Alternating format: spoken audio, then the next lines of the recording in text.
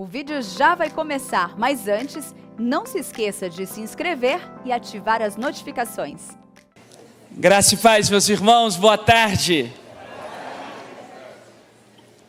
Olha, eu me programei essa tarde para fazer uma exposição de Êxodo capítulo 10.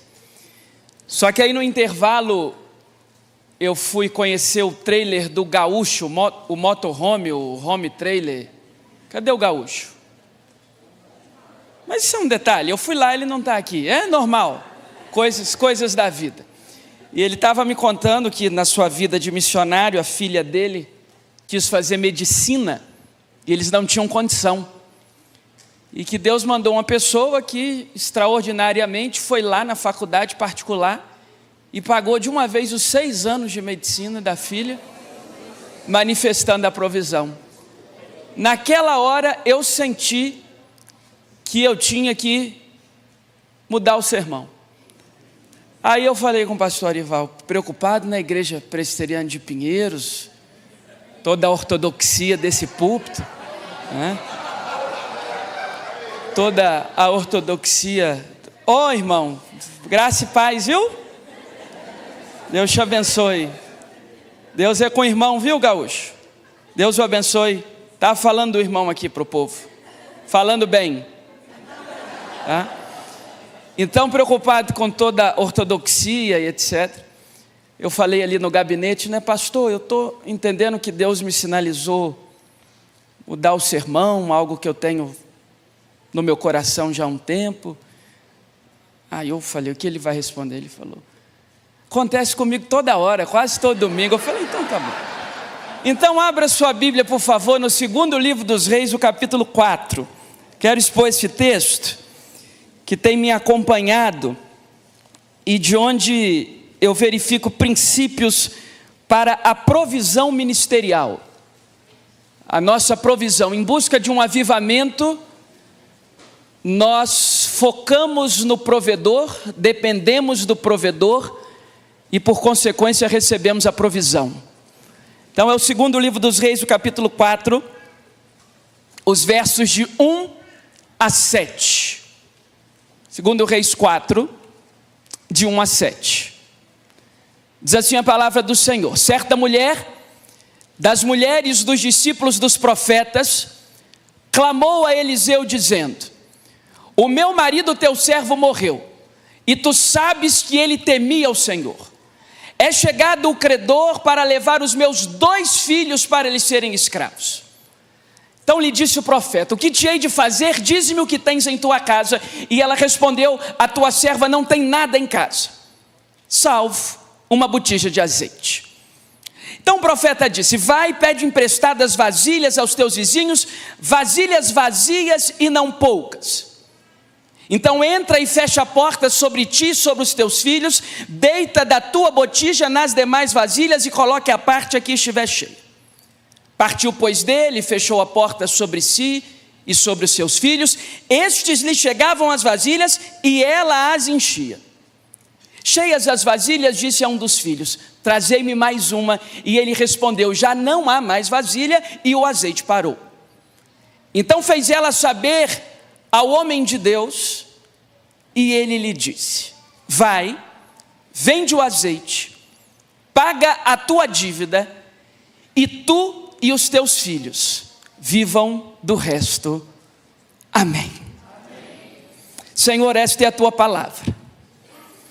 Nós cremos com todo o ardor do nosso coração, do nosso entendimento, que a Bíblia é a palavra do Senhor. E que tu tens um caminho de provisão para cada ministério aqui representado. Estamos em busca de um avivamento, dependemos muito mais do provedor, e sabemos que as novas gerações já estão recebendo uma porção farta de toda boa dádiva e todo dom perfeito que vem do alto. Fala conosco, Senhor, em nome de Jesus, amém. Irmãos queridos, esse texto traduz-se de um cenários mais difíceis da Bíblia Sagrada. Não sei se você consegue dimensionar a dor dessa mulher. Ela sepultou o marido, Seu marido era um aluno da escola de profetas de Eliseu. E tendo sepultado o marido, essa mulher se encontra totalmente endividada. Dívidas extremamente numerosas. Naquele tempo, quando você tinha uma dívida muito grande, os credores tinham uma lista de critérios para executar essa dívida. E essa lista de critérios para executar a dívida dessa mulher chegou num ponto tão alto, tamanha a indignidade da falta de recurso, que ela diz ao profeta que o credor está à porta para levar os seus 2 filhos para lhes serem escravos. Então acresça-se a dor do luto, a indignidade da dívida, a possibilidade de a qualquer momento os seus filhos serem levados como escravos. Não é necessário um grande esforço hermenêutico para entender que se tratam de 2 jovens. Primeiro, porque ainda morava sobre o teto da mãe. Segundo, porque se casados já fossem e morassem em outro ambiente, eles não seriam objeto possível de constrição à escravidão por dívida. Portanto, 2 jovens. Uma mãe, viúva, endividada, que a qualquer momento pode ver os seus filhos sendo levados como escravos. Passados alguns milênios, a situação se repete. Talvez não mais como um credor por dívidas materiais, mas ainda hoje é possível aplicar os tantos filhos que diariamente são levados como escravos debaixo dos olhos de suas mães pelo credor chamado Satanás. Os tantos filhos que são levados dia após dia, jovens, adolescentes, menores, que são levados como escravos, escravos das trevas, dentro da casa de seus pais. Portanto, todos nós podemos concluir aqui, sem qualquer grande esforço de interpretação, que a situação dessa mulher é caótica, que a situação dessa mulher é extremada. Mas me parece que a realidade do versículo 7 é totalmente reversa à realidade do versículo 1. Porque no versículo 1 temos uma viúva endividada, triste, com os filhos prestes a serem levados como escravos. E no versículo 7 nós temos uma mulher com a despensa abastecida a tal ponto que é capaz de quitar a dívida, manter os filhos em casa e viver do resto. A pergunta é: o que acontece entre o verso 1 e o verso 7? Eu gostaria de chamar de o caminho da provisão. E você pode entender também como o caminho para que os filhos não sejam levados como escravos. Você pode entender também como o caminho para que o grande credor das nossas almas não surrupie a nossa família. Você pode entender também como o caminho da provisão ministerial. Permaneça com a sua Bíblia aberta. Cada versículo desse tem um princípio. E o primeiro princípio desse caminho da provisão está no verso 1. E nós podemos chamar de: faça investimentos espirituais. Faça investimentos espirituais. Eu gostaria que você grifasse uma expressão desse verso. Certa mulher das mulheres dos discípulos dos profetas clamou a Eliseu dizendo: o meu marido teu servo morreu, vírgula, grife isso: tu sabes que ele temia ao Senhor. Tu sabes que ele temia ao Senhor. Essa frase muda tudo. Esse homem, com todo respeito a um falecido, ele não é um exemplo para nós de trato com dinheiro. Ele não é um exemplo para nós de previdência familiar. Ele não tem nada a nos ensinar no que diz respeito a investimentos materiais. O que esse homem tem a nos ensinar sobre o trato com dinheiro? Ele não está nem vivo para ver sua mulher está endividada, não tem dinheiro debaixo do colchão e os filhos podem ser levados como escravos. Esse homem não tem nada a nos ensinar sobre o trato com dinheiro. Esse homem não tem nada a nos ensinar sobre o trato com metal. Esse homem não tem nada a nos ensinar sobre previdência. Esse homem não tem nada a nos ensinar sobre deixar um dinheiro debaixo do colchão para salvaguardar a dignidade da viúva, dos filhos da família. Sob o ponto de vista material, esse homem não tem nada a nos ensinar. Era um aluno de uma escola de profetas, mas sobre o ponto de vista financeiro, um fracassado. Mas tem um detalhe muito importante no texto, em que parece esse homem ter sido um fracasso em investimentos materiais. O testemunho da viúva, tu sabes que ele temia ao Senhor, nos garante que era um homem que teve sucesso nos investimentos espirituais. Não deixou previdência, mas deixou providência. Não deixou biometal, mas deixou acesso a um profeta que mudou a história da família. Esse homem deixou investimentos espirituais. Veja só, eu conheço um sem número de pessoas que tinha muito dinheiro e perdeu. Agora, eu não conheço ninguém quem, tendo investido espiritualmente, foi fracassado. Faça investimentos espirituais. Qualquer livraria que vocês forem, fora aqui do Complexo de Pinheiros, é lógico, as outras livrarias, eu vou dizer quais são os livros mais vendidos. Os 5 passos para ser um milionário. Os 10 passos para alcançar independência financeira. Os 5 passos de rendimento de alta performance.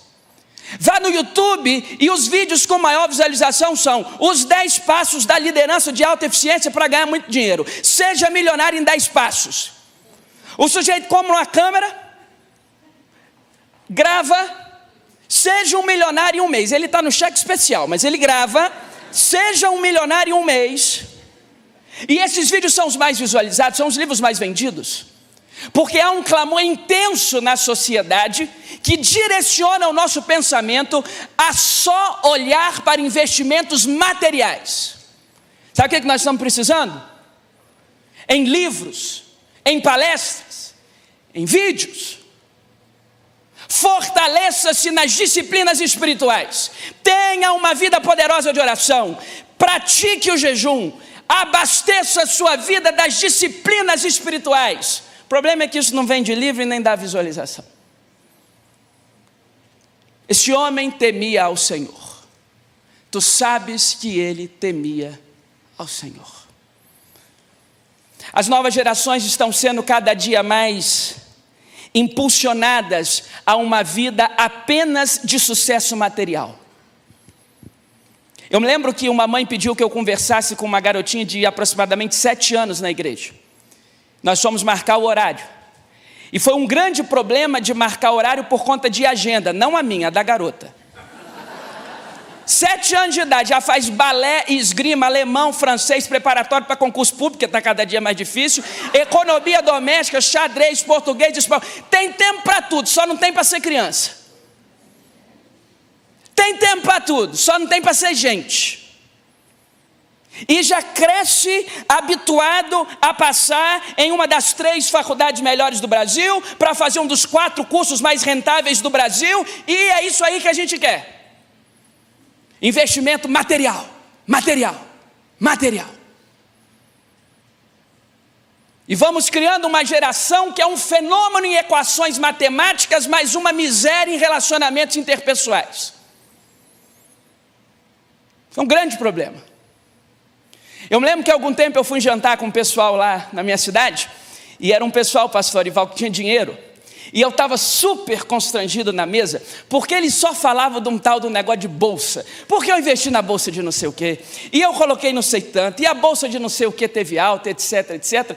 Tinha sido o aniversário da minha esposa, e ela escolheu lá num site, numa promoçãozinha, eu não lembro, era um negócio de Arezzo, algo assim, uma promoçãozinha que você comprava 2 pelo preço de uma, tadinha. Eu comprei para ela. Aí eu falei, esses ricos não vão ficar me humilhando não. Eu falei, eu também estou com esse negócio de bolsa aqui lá em casa. E são 2. Pastor, qual é o mercado? Eu falei, Arezzo abriu o capital. Eu falei, se abriu eu não sei, levou o meu todinho, mas minha mulher está feliz. O que importa é isso. E os ricos continuavam a falar das suas riquezas, meus irmãos. Eu fui me injuriando com aquilo. Aí eu falei assim, eu vou pegar esses ricos. Tem nada contra rico não, viu? Aí eu falei, Eu tenho contra quem é rico só de dinheiro. A provisão material é um dos aspectos das bênçãos espirituais, não é o único. Eu falei, queridos, é o seguinte, eu sou pastor, na época eu tinha menos idade que hoje. Aí eu falei assim, mas com essa minha idade, eu e a minha esposa é dentista, nós já equacionamos a nossa vida financeira de uma tal forma, que se nós dois quisermos parar de trabalhar hoje, nós já temos dinheiro suficiente para viver o resto da vida, sem precisar produzir mais nada no mesmo padrão. Aí eu chamei a atenção dos ricos. Pastor, mas o senhor já é muito jovem para ter conquistado sua dependência. O senhor pode parar de trabalhar hoje e já tem tudo juntadinho até o final da sua vida? Sim, eu e a minha esposa conseguimos, foi trabalho árduo. Qual que é o segredo, pastor? Eu falei, morrer sexta-feira no máximo. Morrendo sexta-feira, vocês não tenham dúvida alguma de que a gente vai manter o mesmo padrão, sem precisar descer 1 centímetro do nosso orçamento familiar. Eu estou contando isso para você porque me parece que em algum momento, o que passou a dar o tom da nossa vida, são os investimentos do vil metal. Olha o testemunho dessa mulher sobre esse marido. Ela não diz, tu sabes que ele foi um bom administrador, até porque não foi. Ela não diz, tu sabes como ele foi um grande investidor, até porque não foi. Mas ela diz, tu sabes que ele temia ao Senhor. E isso muda tudo, meus irmãos. Temer ao Senhor muda tudo. Não existirá um avivamento sem um povo comprometido a dar tudo por investimentos espirituais. O dinheiro vai ser uma consequência. Onde tem visão, Deus entra com dinheiro. É sempre assim. Que Deus derrame provisão sobre os ministérios representados aqui nessa tarde. Mas há um segundo princípio, verso 2. Nós podemos chamar de faça um inventário da vida. Faça um inventário da vida. Geralmente a palavra inventário é relacionada à morte, né? Aquela coisa que a pessoa, depois que morre, fica um pessoal brigando.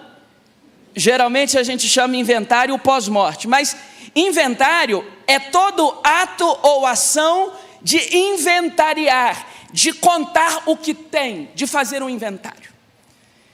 E me parece que o profeta está sugerindo a essa mulher um inventário não da morte do marido, mas um inventário da vida dela. Olha qual é a pergunta do profeta. O que te hei de fazer? Dize-me o que tem em tua casa. Me parece interessante o que o profeta está falando. Porque geralmente, via de regra, senso comum, quando nós estamos diante de uma pessoa experimentando a escassez, nós não perguntamos o que ela tem, nós perguntamos o que lhe falta. Se a pessoa está em escassez, você não chega perguntando, me diga o que você tem, você chega perguntando, me diga o que você precisa, me diga o que você não tem, me diga qual é a sua ausência. Mas o profeta, de um modo perfeito e espiritualmente peculiar, apesar da indignidade daquela mulher, sob o ponto de vista material, ele não pergunta o que a senhora não tem, o que a senhora precisa. Ele pergunta o que a senhora tem. Porque a nós que atuamos ministerialmente, geralmente, nós passamos para Deus a lista do que não temos. O trabalho lá não avança porque nós não temos microfone, internet, recurso. Não, mas o trabalho ali não avança porque nós não temos pessoas, líderes e tal, e lá vai. Me parece que o chamado do profeta é o inverso. É fazer um inventário da vida daquilo na perspectiva do que temos, e não choramingar o que não temos, mas dizer para nós e para Deus o que temos. E essa mulher responde de duas formas. ela dá duas respostas que na transliteração, até chegar no nosso texto, são praticamente uma coisa só. Mas a vírgula que aparece já na língua portuguesa nos dá conta de explicar que ela responde à pergunta do profeta com duas sentenças. Primeira sentença: a tua serva não tem nada em casa. Vírgula, isto é, um espaço de tempo, uma segunda assertiva, ela lembra: eu tenho uma botija de azeite. Ela dá duas respostas sequenciais e corretiva uma da outra. A primeira resposta é: a tua serva não tem nada em casa. Mas aí ela lembra: eu tenho uma botija de azeite. Ela começa a fazer um inventário da vida. E a primeira resposta que essa mulher dá é fruto de algo que eu pessoalmente luto contra todos os dias. Chama-se precipitação. A precipitação é a mãe de muitos males. Se não, vejamos, ela diz: a tua serva não tem nada em casa. Depois ela lembra: opa, eu tenho. Agora responda comigo: ela já teve os filhos levados como escravos ou estão para ser? Então ela tem uma botija de azeite e ela tem 2 filhos em casa. Ela não está debaixo de uma palafita, ela tem casa, né? Não é debaixo de uma ponte, não é num viaduto, ela tem casa. Tá. Então ela diz: eu não tenho nada. Mas na verdade ela tem uma botija de azeite, ela tem 2 filhos e ela tem uma casa. E o sucessor do profeta Elias, que poderia estar em qualquer ambiente geográfico daquele tempo, está, acredito eu, em virtude da fidelidade do falecido, diante daquela mulher, que inicialmente diz: eu não tenho nada, mas na verdade tem uma botija de azeite, 2 filhos, uma casa e acesso a um profeta poderoso. Faça um inventário da vida e você vai perceber que não há ninguém que tenha tanto que não precise de ajuda, e não há ninguém que tenha tão pouco que não possa ajudar alguém. Não há ninguém que tenha tanto que não precise de ajuda, e não há ninguém que tenha tão pouco que não possa ajudar alguém.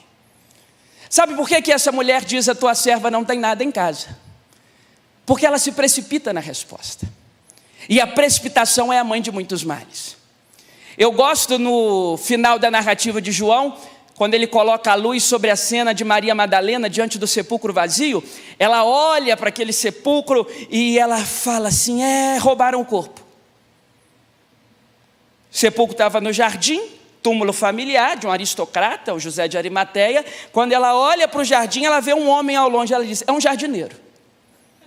Aí ela se aproxima daquele homem e ela diz: jardineiro, você precisa dar conta desse corpo. O corpo estava ali ontem. Olha o que os olhos embaçados pelas lágrimas e pela precipitação fazem com a gente. Roubaram o corpo, é um jardineiro, e o jardineiro tem que dar conta do defunto ou do ex-defunto, o que for. Até que ela se aproxima e Jesus pronuncia o nome Maria. Naquele momento ela deve ter se lembrado daquela voz que expelira dela os demônios, e ela diz: mestre. Os seus olhos estão embaçados pelas lágrimas, pela precipitação, mas parece que os seus ouvidos ainda se lembram da voz do Salvador. Em O Silêncio de Adão, o autor diz: na escuridão dos olhos a gente nada vê, mas tudo ouve. Larry Crabb.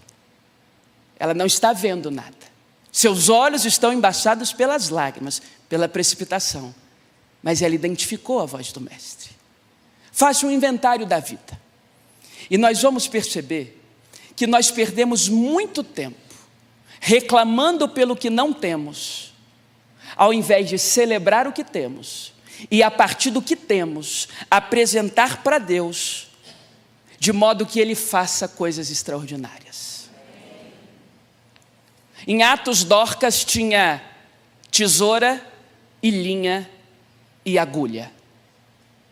é com o que nós temos nas mãos, que Deus, com o seu poder que potencializa, pode fazer. Atos 19:11, Deus, pelas mãos de Paulo, fazia milagres extraordinários. Deus faz, Ele é a fonte criadora, Ele é a fonte criativa, Ele é a fonte do poder, mas Ele usa as nossas mãos, não as mãos que teremos, as mãos que temos. A maioria de nós que trabalhamos ministerialmente, erramos na pergunta que fazemos. Eu vivo ouvindo perguntas do tipo: o que a gente faz para a igreja crescer? O que a gente faz para prosperar no ministério? Pergunta errada. O crescimento da igreja é a regra. A pergunta é: o que eu estou fazendo que não cresce? O que eu estou fazendo que não prospero? O que eu estou fazendo que parece que a fonte da provisão está fechada para mim? Porque nós temos a palavra mais poderosa do mundo, o Espírito mais poderoso do mundo, as promessas imutáveis do universo. A pergunta não é como a gente avança, a pergunta é por que a gente não avança. Faça um inventário da vida. Você vai perceber que tem muita coisa. Terceiro princípio, verso 3. Faça conexões relacionais. Faça conexões relacionais. Agora o profeta olha para aquela mulher e diz assim: você vai até os teus vizinhos e pega emprestadas vasilhas vazias e não poucas. Eu não sei se você já parou para pensar no seguinte sentido. Primeiro deles: quanto mais vasilha ela pegasse, maior seria a dimensão do milagre. Muitas vasilhas, muito milagre. Pouca vasilha, pouco milagre. Segundo, a obtenção de vasilhas depende do relacionamento prévio dessa mulher com os vizinhos. Imagina se é uma vizinha chata, fofoqueira, claudicante, eu estou gastando meu português todo aqui para qualificar essa vizinha. Imagina se é aquele tipo de gente indigesta, antissocial. Bateria na primeira porta: vizinha, é o seguinte, eu preciso de uma vasilha emprestada. Para você não tem vasilha aqui não. A senhora nem me olha no olho. A senhora passa por mim e finge que não me vê. Aí bateria na segunda porta: eu preciso de uma vasilha para realizar um milagre. Não tem vasilha para a senhora aqui não. A senhora nega até copo d'água para a gente. A senhora xinga os meninos da gente. Não pode uma bola bater no seu portão que a senhora já sai com um demônio no corpo. Não tem como de jeito nenhum te dar uma vasilha. A senhora não dá bom dia, a senhora não dá boa tarde, a senhora não dá boa noite. Sabe por que ela consegue muitas vasilhas? Porque era uma boa vizinha. Conexões relacionais. Quem estuda recursos humanos sabe: o melhor currículo te garante a porta de entrada no emprego. A forma como você se relaciona te garante a porta de saída. Aquele currículo de 10 páginas te garante entrar na firma. A forma como você se conecta, se relaciona, te coloca para fora. Max Geringer sintetiza da seguinte forma: você é contratado pelo que sabe e demitido pelo que é. Você é contratado pelo que sabe e demitido pelo que é. Sabe por que essa mulher consegue muitas vasilhas? Ela era uma vizinha extraordinária. Toda a porta que ela bateu: eu preciso de vasilha. A vasilha podia ser Tupperware, o que fosse, é sua. É sua vasilha. Você é minha vizinha. Faça conexões relacionais. José, na sua prisão, poderia ter destratado aquele homem na cela, mas ele diz: não, vou resolver isso aí, mas lembra de mim depois. Conexões. O caminho da provisão ministerial envolve, como é que eu posso dizer isso da forma mais simples? Ser gente boa. Ser gente boa faz parte da lógica da provisão divina. Senão não vai ser. Quantos compreendem o que eu digo? Faça conexões relacionais. Seja gentil. Esses dias aconteceu um fenômeno engraçado lá na igreja. Está sendo gravado, né? Está sendo gravado? Esses dias não aconteceu nada. Esses dias não aconteceu nada. Foi um dia comum, numa pacata cidade comum. Chegou uma irmã para a nossa igreja, que ela, da tradição dela, ela aprendeu a cumprimentar as pessoas dizendo assim: a paz do Senhor. O pessoal de linha mais histórica costuma dizer graça e paz. O pessoal dessa linha mais costuma dizer a paz do Senhor. Nós lá somos batistas, e o nosso costume sempre foi dizer assim: bom dia, boa tarde, boa noite. E aí chegou essa irmã dizendo a paz do Senhor. E aí um determinado sujeito me procurou e falou: pastor, o senhor não acredita? Deus me levantou como guardião da doutrina dessa igreja. Eu falei: roubou meu lugar. Que até onde eu sei, o pastor é o guardião da doutrina de uma igreja. Me roubou, perdi. Aí ele falou: o senhor não acredita o que aconteceu, pastor? Eu falei: pois fala, irmão. Chegou lá no nosso grupo, a irmã veio de não sei de onde, e chegou dando a paz do Senhor. O senhor acredita, pastor? Eu falei: gente, mas eu a repreendi. Eu disse que aqui a gente se cumprimenta com bom dia, boa tarde, boa noite.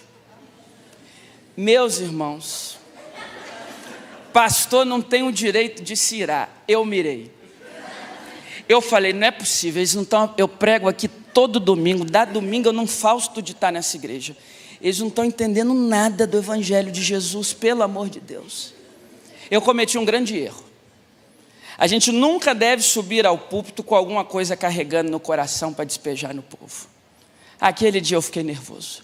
Eu falei: meus irmãos, a partir de hoje é o seguinte: existe um negócio chamado urbanidade, um negócio chamado educação, um negócio chamado brio. Você tem que ser educado com as pessoas. A pessoa falou graça e paz, você diga graça e paz. A pessoa falou paz do Senhor, o que custa? Ou falou bom dia, você fala bom dia. Meus irmãos, sejamos gentis. Pois bem, tempos depois teve uma reunião, e eu fui batendo na mesma tecla. Eu falei: meus irmãos, a partir de hoje nessa igreja é o seguinte: não temos o direito de destratar ninguém. Tudo que está dentro da Bíblia a gente vai. Então é o seguinte: a pessoa falou paz do Senhor, você responde paz do Senhor. A pessoa falou graça e paz, você responde graça e paz. Bom dia, você só não pode ser mal educado. Aí sempre tem um endemoniado na reunião, falou assim: pastor, mas e se a pessoa chegar dizendo saravá? Eu digo: diz a paz do Senhor e está repreendido. Você pode dizer: está repreendido e a paz do Senhor, se vier um saravá. Não pode, aí não vale. Tem sempre um endemoniado para bagunçar a instrução pastoral. É uma questão de humanidade, de gentileza. O caminho da provisão passa por ser gentil com as pessoas. Que Deus faça conexões relacionais nessa tarde. Que gente que são de estados diferentes, de cidades diferentes, de realidades diferentes, mas que se unem aqui no nome de Jesus, possam se conectar e servir de suporte um ao outro, de investimento um ao outro, de provisão na vida do outro. Há um quarto princípio, versículo 4. Faça restrições. Faça restrições. Agora o profeta diz: então, vai, fecha a porta sobre ti e sobre os teus filhos. Grife essa expressão: fecha a porta. Até o versículo 3, o milagre dependia da relação daquela mulher porta para fora, isto é, a relação com seus vizinhos. No verso 4 em diante, o milagre depende da relação daquela mulher porta de casa para dentro. Até o verso 3, porta de casa para fora. A partir do verso 4, porta de casa para dentro. Entra e fecha a porta. Isto é, faça restrições. E aqui permita-me deter em um ponto. Permita-me. Nós precisamos fazer restrições. É necessário fechar a porta da nossa casa para algumas coisas. Fecha a porta da sua casa para o lixo de algumas emissoras de TV. Fecha a porta da sua casa para o liberalismo. Fecha a porta da sua casa para as ideologias do inferno. Fecha a porta da sua casa para tudo o que é contrário aos valores imutáveis do reino. O caminho da provisão não é feito apenas de portas abertas. O caminho da provisão também é feito a portas fechadas. Fecha a porta. E tu, quando orares, entra no teu quarto e fechada a tua porta, falarás com teu pai. E você em secreto, falando com teu pai que vem em secreto, ele te recompensará. A gente gasta tanto tempo pedindo porta aberta, que às vezes nós nos esquecemos da bênção que é ter algumas portas fechadas. Fecha a porta sobre ti e sobre os seus filhos. Faça a restrição. Esses dias eu estava dizendo lá na igreja que a frase, eu não tenho tempo para isso ou para aquilo, é uma afronta contra Deus. E eu provo. Deus é o Senhor do tempo. Deus é eterno, portanto, acima do tempo, é eterno, portanto, o Criador do tempo, dos tempos e das eras. Quando eu digo, eu não tenho tempo, eu estou dizendo, ainda que nas entrelinhas, que o Criador do tempo não fez o trabalho dele direito. Que para eu exercer com plenitude todas as coisas que Ele quer que eu exerça, Ele errou na conta. O meu dia tinha que ter 28 horas e não 24. A frase eu não tenho tempo é uma tentativa de camuflar a nossa falta de prioridades. A frase eu não tenho tempo deve ser substituída pela frase eu não tenho prioridades definidas. O sujeito fala assim, eu não tenho tempo para minha família. Diga, a minha família não é a minha prioridade. Eu não tenho tempo para ler a Bíblia. Não, diga, ler a Bíblia não é a minha prioridade. Eu não tenho tempo para ficar orando igual esse pessoal dos avivamentos do passado. Aquele tempo era diferente do tempo de hoje. Não, digo, orar não é a minha prioridade. Tempo para cuidar da saúde eu não tenho não. Diga, cuidar da saúde não é a minha prioridade. Tempo é uma questão de prioridade. E se nós não fizermos as restrições necessárias como bons mordomos do tempo que Deus nos tem dado, nós não veremos a provisão. Nós não veremos o avivamento. Você percebe nos versos 4 e 5 que porta de casa para dentro há um trabalho em equipe. Estes lhe chegavam as vasilhas e elas enchia. Numa família, numa igreja, num departamento, quando tem um trabalhando demais é porque tem vários trabalhando de menos. Estes chegavam as vasilhas e elas enchia. O que nos leva ao último princípio, versículo 7. Vamos fazer um resumo? Estou encerrando. Versículo 1, faça investimentos espirituais. Versículo 2, faça um inventário da vida. Versículo 3, faça conexões relacionais. Versículo 4, faça restrições. Versículos 5 e 6 você pode chamar de trabalhe em equipe. Mas aí ficou muito coach, eu não gosto desse negócio não. Tira o trabalho em equipe. Fica só até o 4. Agora a gente vai para o verso 7, último verso, último princípio. Eu quero chamar de viva o milagre da provisão. Que nós podemos chamar nessa tarde de viva o avivamento. Viva o transbordar do azeite, com todo respeito. Viva o milagre da provisão. Cheias as vasilhas, diz o verso 6. Ela chama um dos seus filhos e diz: traze mais uma. E o filhinho responde: não há mais nenhuma vasilha, e o azeite parou. Perceba que o azeite só para quando acabam as vasilhas. Num grande avivamento, a gente vai apresentando vasilha para Deus e Ele vai enchendo. De modo que Ele só para de derramar quando não tem mais vasilha para encher.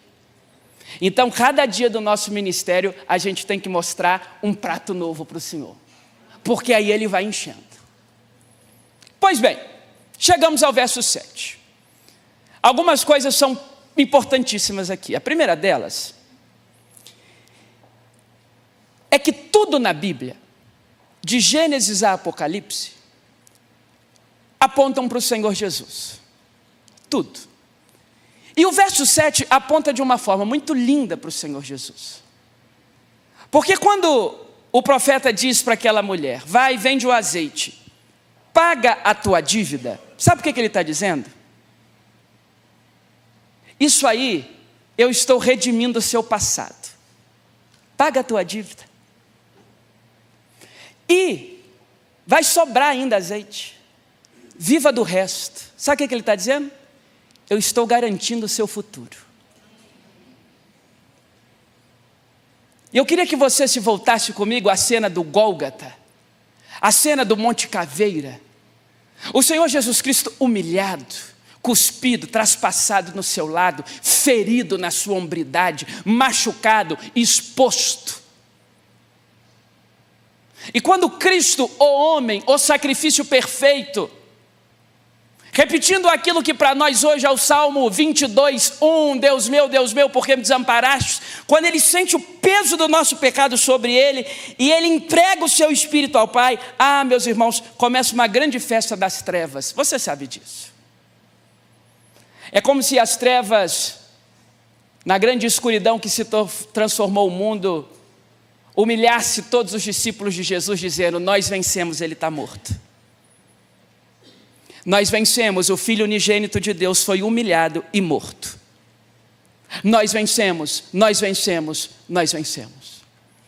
Mas a grande boa notícia é que a festa das trevas acaba no terceiro dia. Porque o Senhor Jesus Cristo sai triunfante daquele túmulo para nunca mais voltar para dentro dele. Ele acaba com a festa das trevas, ele coloca toda a autoridade do diabo debaixo dos seus pés, e ele sai dali realmente vivo para nunca mais morrer de novo. E naquela cruz, naquele sacrifício perfeito, ele está pagando a nossa dívida e garantindo o nosso futuro. A cruz é um sinal divino de provisão. Eu estou redimindo o seu passado e eu estou garantindo o seu futuro. Louvado seja o nome do Senhor. Agora o profeta olha para aquela mulher e diz: vende o azeite, redime o seu passado e tenha garantia para o seu futuro. O seu marido pode não ter deixado dinheiro debaixo do colchão, mas deixou marcas de joelho no chão. Ele temia de fato ao Senhor. Permitam-me uma última ponderação. Eu discordo com a forma que esse milagre é apresentado ao longo da história. A maioria dos editores colocam epígrafes, títulos, que, ao meu ver, não sintetizam o real mérito desse milagre. A maioria dos editores, e aqui nós estamos num grupo de uma conferência na qual nós podemos afirmar isso sem qualquer constrangimento. Os títulos não são inspirados. Inspirada é toda a Escritura Sagrada. Toda a Escritura Sagrada é inspirada. Ela é a palavra de Deus, inerrante. Como diria um pastor de antigamente, mais atual do que o jornal de amanhã. Perfeita. Agora, ela não caiu do céu dividida em capítulos e versículos. Os capítulos são divididos no século XII, os versículos nas dimensões do século XVI. E aí alguns homens são editores e vão botando os nomes nos milagres, ou quando vão escrever sobre esses milagres. E a maioria dos títulos que se apresentam é: o milagre da multiplicação do azeite. Eliseu multiplica o azeite da viúva. O milagre da multiplicação. O azeite é multiplicado. Eu acho que isso tudo não pega o principal do milagre. Porque Deus não faz milagre em coisa, Deus faz milagre em gente. Deus não morreu por vasilhas ou por botijas de azeite, Deus morreu por gente. Cristo morreu por gente. Jesus, sacrifício perfeito da parte de Deus o Pai. Esse sacrifício foi por causa de gente, não de coisa. Correto ou não? Então, para mim, o nome desse milagre, ou a forma como esse milagre historicamente deveria ser conhecido, é o milagre da mãe com os 2 filhos em casa. O milagre dos meninos que não viraram escravos. O milagre dos filhos que não estão aprisionados pelos credores. O milagre da família unida. O milagre das mães, da mãe com os filhos em casa. Sabe por quê? Pergunte para qualquer mãe do mundo, mãe com todas as letras.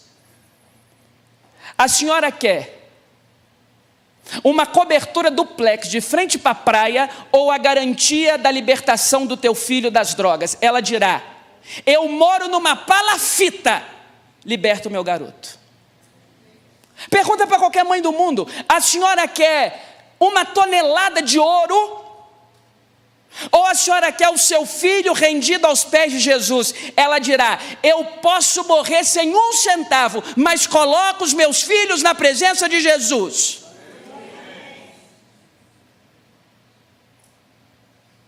O azeite, a botija, a vasilha, pretextos para o grande milagre.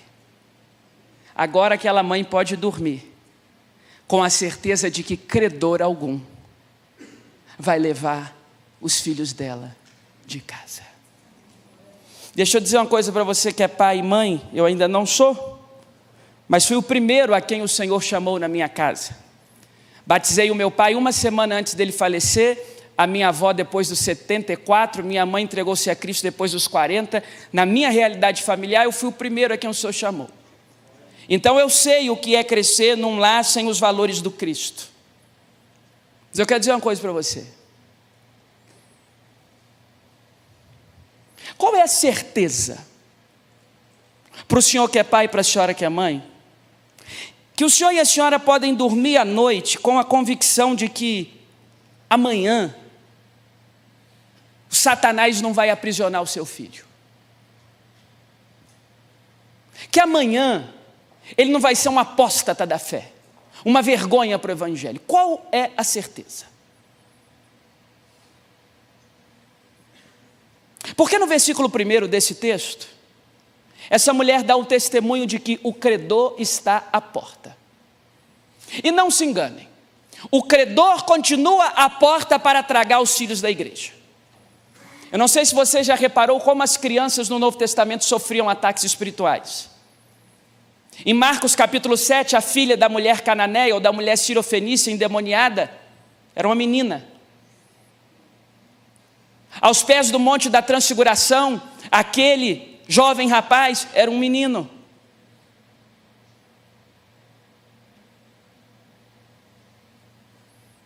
Qual é a certeza que o senhor e a senhora têm de dormir e dizer: amanhã eu posso continuar afirmando, eu e a minha casa servimos ao Senhor? Só tem um jeito, irmãos: clamar a Deus por um grande avivamento nas novas gerações e nutrir a firme convicção de que pelo poder e a autoridade do sangue do Cordeiro, o diabo não vai tocar nos filhos desta igreja. pelo poder e pela autoridade do sangue de Jesus, nós dormiremos com a segurança de que amanhã poderemos continuar a afirmar: eu e a minha casa servimos ao Senhor. Um avivamento para as novas gerações é um banho de convicção, é uma verdadeira experiência de segurança espiritual, de que nós estamos comprometidos da cabeça aos pés, com toda a nossa força, a derramar toda a lágrima e a fazer todo o investimento espiritual possível, para que os pais na igreja de Jesus possam dizer: a nossa dívida está paga e o nosso futuro está garantido. Ninguém tira os nossos meninos da presença do Senhor. Talvez seja esse o mais alto símbolo de um avivamento das novas gerações. A convicção que Deus pode nutrir no nosso coração de uma autoridade espiritual, não por conta dos nossos méritos, mas por conta do sangue que foi derramado por nós e do Espírito Santo que foi derramado sobre toda a carne. Nós, cheios do Espírito, dizendo: nas nossas crianças, nos nossos adolescentes, nos nossos jovens, nos nossos filhos, ninguém toca, credor nenhum leva, são nossos. Concluo. Em Juízes capítulo 11, quando nós estudamos a história de Jefité, quando ele manda um mensageiro para o rei do povo inimigo, ele diz assim: aquilo que Quemos, o Deus de vocês, dá a vocês, vocês não consideram como possessão? Não é de vocês? Também nós não abriremos mão daquilo que Deus nos deu. Não abra mão. Clame de dia e de noite, chore. Não abra mão. Se o seu filho está distante do Senhor, não abra mão. Existe um caminho da provisão divina para que ele volte, louvado seja o nome do Senhor. Existe um caminho da provisão divina para que as novas gerações sejam avivadas, convertidos por Jesus, selados pelo Espírito Santo, e jamais serão presas do credor das nossas almas. Que Deus nos ajude. Que Deus tenha misericórdia de nós. Que Deus levante o rosto dele sobre nós. Que Deus nos ajude a fazer investimentos espirituais. E que Deus não nos permita descansar enquanto não vermos as novas gerações aos pés do Salvador.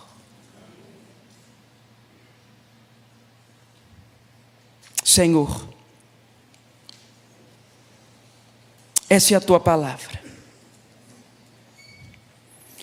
Só o Senhor conhece o alcance da tua palavra em cada coração. As pessoas que estão aqui neste templo, aquelas que estão em casa acompanhando, talvez mães que chorem os seus filhos distantes. Ah, Senhor, mostra o caminho da provisão para nós. Se há obreiros aqui nessa tarde precisando experimentar o caminho da provisão, rogamos, sopra sobre nós. Se há pais e mães precisando experimentar o caminho da provisão, sopra sobre nós. manda provisão sobre nós, para que possamos desfrutar de um grande avivamento. Ah, Senhor, o trabalho do pregador se encerra, mas o trabalho do Teu Santo Espírito está só começando. E eu sei que nesse ambiente o Senhor já preparou algo impactante. Eu sei que o Senhor está aqui. Antes da palavra sair à nossa boca, o Senhor já conhece. O Senhor nos viu substância informe. Se tomarmos as asas da alva, ali o Senhor está. Se fizermos do mais profundo do abismo a nossa cama, ali o Senhor está. Não dá para fugir do Senhor. Nessa tarde, Senhor, permita-nos experimentar o caminho da provisão. Em nome de Jesus. Fique com seus olhos fechados mais alguns instantes, se você se sentir confortável para isso. Tudo que Deus faz é novo. O prato é novo. Eu não queria fazer uma repetição de momento. Não, Deus sabe. Mas diante daquilo que nós tratamos nessa tarde, se há alguém obreiro num ministério missionário, pai, mãe, que quer rogar a Deus, que descortine, que faça abrir diante de nós nessa tarde o caminho da provisão, vem se ajoelhar comigo aqui à frente. É só uma chamada, se ninguém vier está tudo bem. Mas se você precisa desse caminho de provisão na sua casa, no seu ministério, vem cá se ajoelhar. Não tem nada místico não, irmão. É só chegar bem coladinho aqui, para o máximo de pessoas poder vir, quem quiser. Deus fez um altar no nosso coração. E se você quer comigo orar, ajoelhado diante do Senhor, eu te faço esse convite nessa hora. E você pode abrir os seus lábios e clamar pela provisão divina. É tempo de avivamento. E avivamento tem joelho no chão, fogo no coração e lágrima nos olhos. Abra sua boca e peça a provisão divina sobre você. Senhor, manda a provisão para o meu ministério. Senhor, manda a provisão para a minha casa. Senhor, o credor está à porta para levar os meus filhos. Senhor, o credor está à porta para levar os adolescentes lá da igreja. Senhor, o credor está na porta do berçário. Neutraliza as obras do inferno, Senhor. Me ajuda a fazer investimentos espirituais. Um inventário da minha vida, coloca gente boa como parceiro do reino. Nos aponta as restrições que nós precisamos fazer. Abra sua boca e diga: Senhor, santo, santo, santo é o teu nome. Santo, santo, santo é o teu nome. As nossas lágrimas o Senhor recolhe no teu odre santo. O Senhor conhece cada nome. O Senhor conhece cada filho, cada neto. Essa mãe que chora um filho aprisionado, o Senhor conhece. Esse avô que chora um neto distante, o Senhor conhece. Esse pastor que teve problema com a liderança da juventude, o Senhor conhece. Esse obreiro que busca um jeito de trazer adolescente, o Senhor conhece. Sopra, Espírito Santo. O Senhor que já habita dentro de nós, porque nos selou na nossa salvação. Encha-nos de Ti. Encha-nos de Ti. Encha-nos de Ti. Fala isso para Ele. Eu queria te dar alguns instantes dessa oportunidade de quebrantamento em oração. Em seguida nós vamos orar a Deus. Será que nessa tarde você tem motivos para, nessa busca por avivamento, declarar o que Ele é? Santo, santo, santo, digno, justo, poderoso,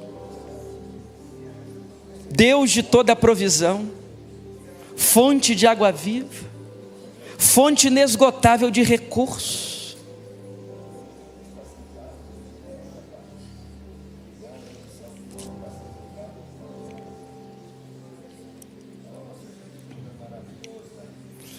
Pai querido, nós estamos diante do Senhor nessa tarde, e só o Senhor sabe a história debaixo de cada joelho aqui. O Senhor conhece os nomes que estão no nosso coração nessa hora. O Senhor conhece as nossas deficiências. O Senhor conhece as indignidades que nos atordoam. O Senhor conhece os nossos medos. O Senhor conhece os nossos traumas. Mas nessa hora nós nos ajoelhamos diante do Todo-Poderoso, diante do Deus que pelo ato da sua vontade criou todas as coisas, nele tudo subsiste. Nós oramos no nome daquele que era, que é e que há de vir, no nome que, quando pronunciado, há mudança, nome diante do qual dobra-se todo o joelho no céu, na terra e debaixo da terra, nome que tem toda a autoridade. E nós estamos ajoelhados diante da Tua presença, clamando provisão sobre as nossas vidas, provisão espiritual, Senhor, mas também provisão material. Ajuda-nos a valorizar o que temos e alarga as nossas tendas, manda recursos sobre nós. O Senhor conhece a realidade da nossa despensa, o Senhor conhece a realidade da despensa de cada um aqui. Nós clamamos ao Jeová Jireh, o Deus de toda a provisão. Manda provisão sobre nós, Senhor. Faz a nossa vasilha transbordar com azeite santo. Obrigado pela redenção do nosso passado e pela garantia eterna do nosso futuro. Em uma só voz, Pai, unânimes em concordância e em fé, salva as novas gerações, salva as novas gerações, desperta as novas gerações, aviva as novas gerações, traz de volta as novas gerações, levanta as novas gerações, promova um avivamento pelo poder do nome de Jesus. Há poder nesse sangue, há prodígios nesse sangue, há vitória nesse sangue, há nova vida nesse sangue, há restauração nesse sangue, há libertação nesse sangue, há salvação nesse sangue e há avivamento nesse sangue. E nós cremos que as orações feitas aqui e agora estão chegando diante do Senhor. E é com esperança que em Ti confiamos, porque dEle, por Ele e para Ele são todas as coisas. Glória, pois, a Ele eternamente. Amém, amém, amém.